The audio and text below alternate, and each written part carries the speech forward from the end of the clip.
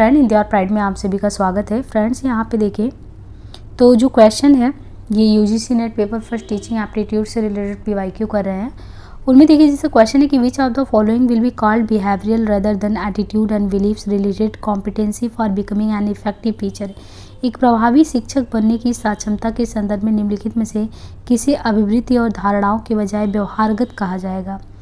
Focus of control, नियंत्रण बिंदु, communicating, संप्रेषणीयता, managing and monitoring, प्रबंधन और निगरानी, टीचर इंथुजियाज्म, शिक्षक का उत्साह, इवेल्युएटिंग एंड प्रोवाइडिंग फीडबैक, मूल्यांकन और फीडबैक मुहैया कराना। तो क्रमशः हम देखें, सात क्षमता वो प्रयास है जो शिक्षक अधिगम प्रक्रिया को प्रभावी बनाता है। यह जो है शिक्षक या विद्यार्थी या दोनों को स्वयं के विकास में जो है कई पहलू में जैसे व्यवहार, अभिवृत्ति, मूल्य, विश्वास इत्यादि द्वारा सहायता देता है। यहाँ एक प्रभावी शिक्षक बनने की सक्षमता निम्नलिखित अभिवृत्ति और धारणाओं के बजाय व्यवहारगत कहा जाएगा।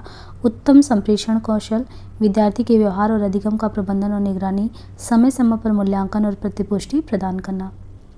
विच of the following are said to be style related competency of an effective teacher. नीचे दी गई सूची में से किसी प्रभावी शिक्षक की शैली संबंधित प्रवृत्तियाँ कौन सी मानी जाती हैं। Organised demeanour which means being orderly, clear and in a control. व्यवस्थित व्यवहार जिसका अर्थ है क्रमानुसार, स्पष्ट और नियंत्रणाधीन होना। दूसरा है कि literacy which implies general knowledge as well as good at reading and writing. साक्षरता जिसका अर्थ है सामान्य तथा वाचन और लेखन में कुशलता हासिल करना। Self efficacy which refers to a person self perceptive capacity to perform a task. आत्म सामर्थ्य जिसका तात्पर्य किसी व्यक्ति की किसी कार्य को निष्पादित करने की आत्म प्रत्यक्षीकृत क्षमता। या flexibility which means being sensitive and lenient.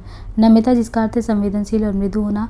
या इवेल्युएटिंग एंड प्रोवाइडिंग फीडबैक, मूल्यांकन और फीडबैक प्रदान करना। तो यहाँ पे देखें हम, एक जो प्रभावी शिक्षक है, प्रभावी शिक्षक की शैलियाँ उसका कौशल व ज्ञान होता है जो एक शिक्षक को क्या करता है, सफल बनाता है।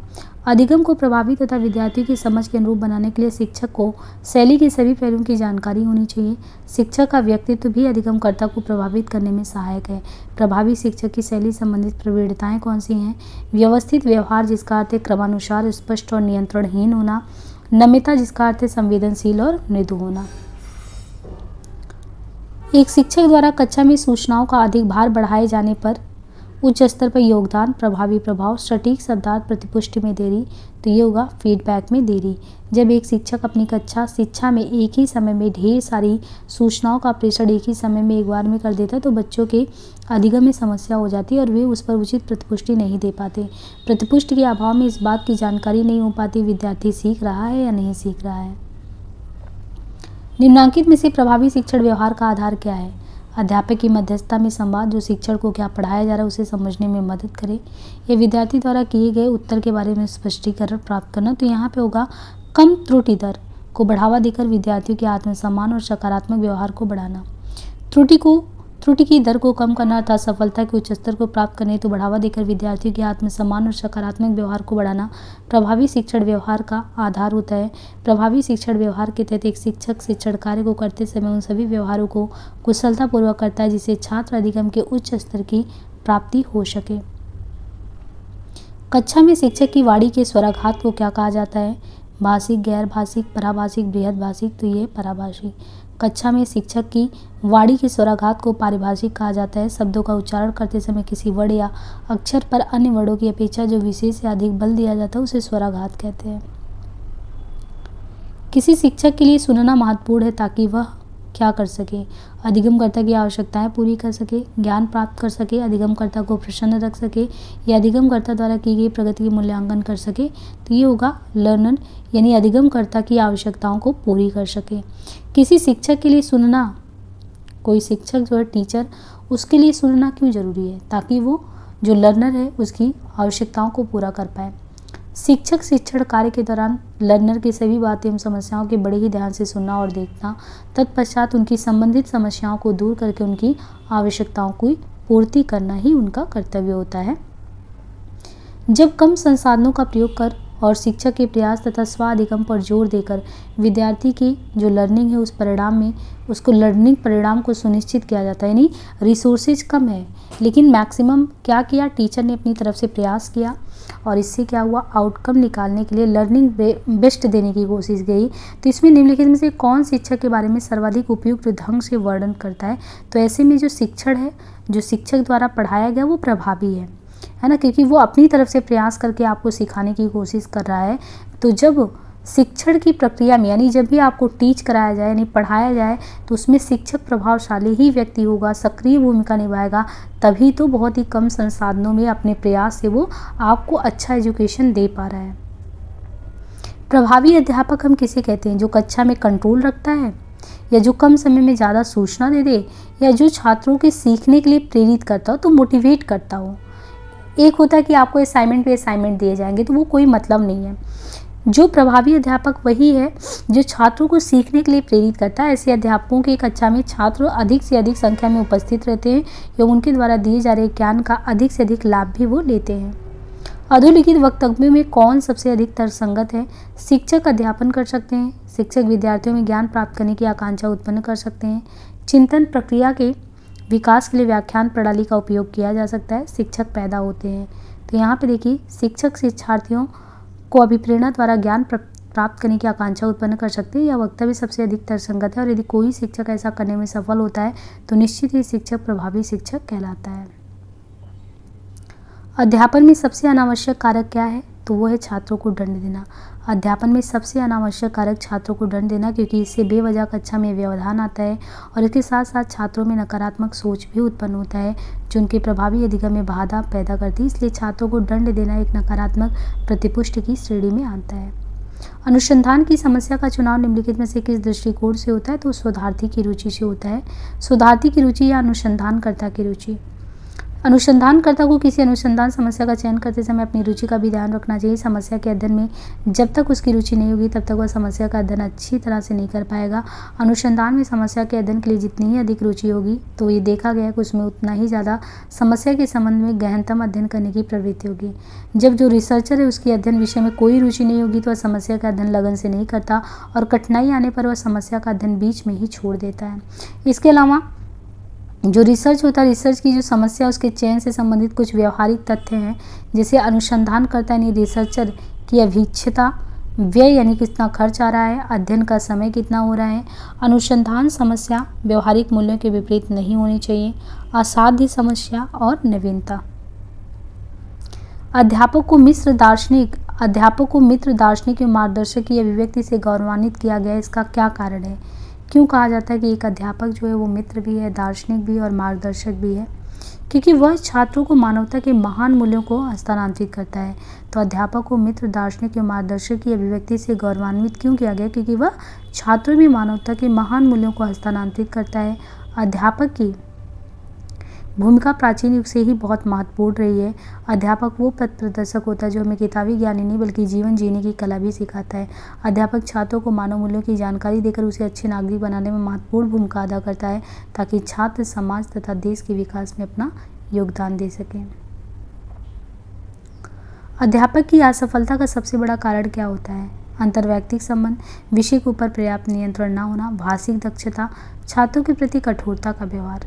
देखिए, अध्यापक असफल वहीं हो जाता है जब उसका कंट्रोल अपने सब्जेक्ट पे नहीं होता जो उसको डिलीवर करना होता है। अपने सब्जेक्ट पे कंट्रोल होना चाहिए तो पूरे क्लास को मैनेज कर सकता है। तो अध्यापक की असफलता का मुख्य कारण है उसको उसके विषय पर पर्याप्त नियंत्रण का ना होना, क्योंकि विषय का अगर पूर्ण ज्ञान नहीं होगा तो शिक्षण कार्य सुचारू रूप से नहीं चल सकता तथा प्रभावपूर्ण शिक्षण नहीं हो पाता और बालकों की उत्सुकता तथा जिज्ञासा भी शांत नहीं हो पाती है। अध्यापक अपने छात्रों के साथ निम्नलिखित में से किसके द्वारा सामंजस्य स्थापित कर सकता है? तो अपने ज्ञान एवं कौशल से छात्रों को प्रभावित करके।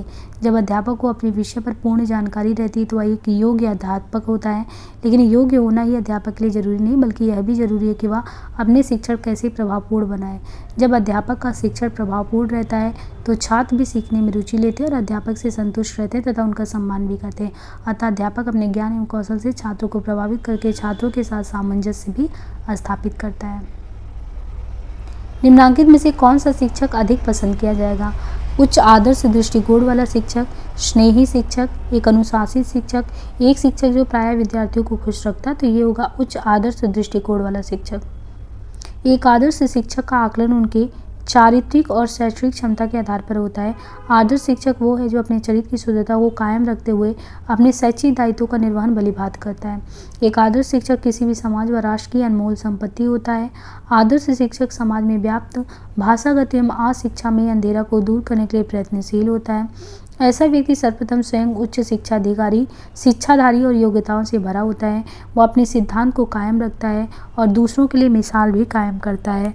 वे उच्च शिक्षाधारी और छात्रों के बीच अत्यंत लोकप्रिय हैं। वे बच्चों को पढ़ाते समय अत्यंत स्नेह का प्रदर्शन भी करते हैं। एक शिक्षक के लिए सर्वाधिक चुनौतीपूर्ण क्या है? शिक्षार्थियों को गृह कार्य करने के लिए तैयार करना, शिक्षण व सीखने की प्रक्रिया को आनंददायक बनाना, कक्षा में अनुशासन बनाए रखना या प्रश्न पत्र तैयार करना। तो देखिए, एक शिक्षक के लिए सर्वाधिक चुनौतीपूर्ण कार्य शिक्षण व सीखने की प्रक्रिया को आनंददायक बनना है। शिक्षक के लिए यह चुनौती होती है कि वह किस तरह की शिक्षण विधि का प्रयोग करे ताकि विद्यार्थी को सीखने में कठिनाई ना हो, साथ ही साथ सीखने को रुचिकर या आनंददायक बनाए। इसके लिए वह विभिन्न प्रकार की शिक्षण सामग्री का प्रयोग करता है। निम्नलिखित में से कौन सी कार्यकुशलता है जो आज के अध्यापक के लिए कक्षा अध्यापन में समायोजन करने में प्रभावशाली सिद्ध होगी? तो वो कौन सा है इसमें? अध्यापन अधिगम में प्रौद्योगिकी का प्रयोग, विद्यार्थियों की आवश्यकताओं का ज्ञान, विषय पर अधिकार। तो अधिगम अध्यापन में प्रौद्योगिकी का प्रयोग तथा विद्यार्थियों की आवश्यकताओं का ज्ञान, विषय पर अधिकार अध्यापन की कार्यकुशलता है जो वर्तमान काल में उसे कक्षा अध्यापन में समायोजन करने में प्रभावशाली सिद्ध होता है। प्रौद्योगिकी का ज्ञान होना अध्यापक के लिए आवश्यक नहीं है। अध्यापक का प्रारंभिक कार्य क्या होता है? तो उसका कार्य विद्यार्थियों के सर्वपक्षीय विकास में सहायता देना। अध्यापक का प्रारंभिक कार्य विद्यार्थियों के सर्वपक्षीय विकास में सहायता देना। इसके साथ ही शिक्षक का कार्य वह प्रत्येक विद्यार्थी को सभी विषयों की सर्वोत्तम शिक्षा देकर उन्हें एक अच्छा डॉक्टर, इंजीनियर, न्यायिक एवं प्रशासनिक अधिकारी बनाने के साथ ही उसे एक अच्छा इंसान भी बनाए। क्योंकि सामाजिक ज्ञान के अभाव में जहाँ एक और विद्यार्थी समाज को सही दिशा देने में असमर्थ रहता है, तो वहीं दूसरी ओर आध्यात्मिक ज्ञान के अभाव में वो गलत निर्णय देकर अपने साथ ही अपने परिवार, समाज, देश तथा विश्व को भी विनाश की ओर अग्रसर करता है। इसलिए प्रत्येक विद्यार्थी को सर्वोत्तम भौतिक शिक्षा के साथ ही साथ उसे एक सभ्य समाज में रहने के लिए सर्वोत्तम सामाजिक शिक्षा तथा एक सुंदर एवं सुरक्षित समाज के निर्माण के लिए बुद्धिमत्तापूर्ण निर्णय लेने के लिए सर्वोत्तम आध्यात्मिक शिक्षा की भी जरूरत होती है। एक सफल अध्यापक कौन होता है? जो संवेदनशील और अनुशासन प्रिय है। एक सफल अध्यापक तो वही है ना जो संवेदनशील भी, अनुशासन प्रिय भी हो, अर्थात छात्रों की गतिविधियों के बारे में ध्यान केंद्रित करे और क्लास में अपना अनुशासन भी मेंटेन करे रहे। निम्नलिखित में से अच्छा अध्यापक होने के लिए कौन सा गुण सबसे ज़्यादा जरूरी है? तो विषय में उसकी निपुणता हो और साथ ही सामाजिकता भी हो।